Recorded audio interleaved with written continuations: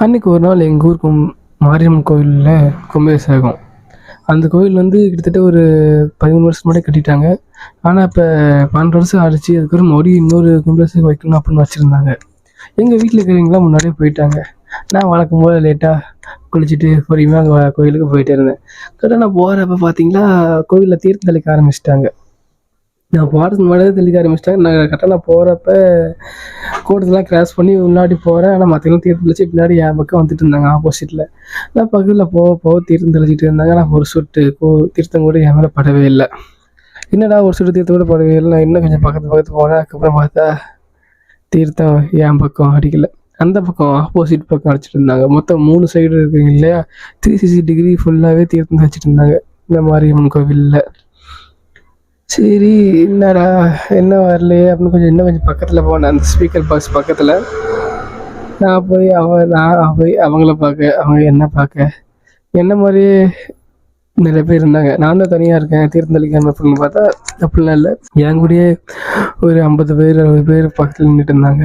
தீர்த்தம் தெளிப்பாங்களா இல்லைன்னு பார்த்துட்டே இருந்தோம். இன்னும் வரவே இல்லை. அதுக்கப்புறம் நான் மற்றவங்க கொஞ்சம் வேடிக்கை பார்க்க ஆரம்பிச்சுட்டு இருந்தேன். கோவிலில் என்னென்ன இருக்குது, யார் இருக்கா, கோவில் ஸ்ட்ரக்சரை சொன்னேன்.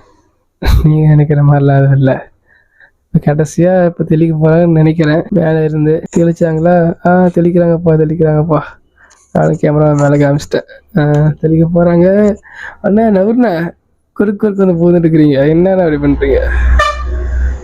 தெளிங்கப்பா, கும்பேசாய்களை வந்துட்டு இப்படி தெளிக்காம இருக்கக்கூடாது.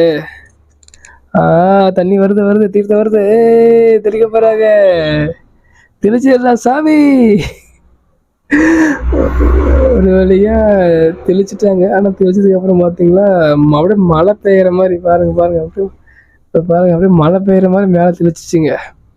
அப்படியே இதாகிடுச்சு, மழை பெஞ்சது பண்ணுற மாதிரி.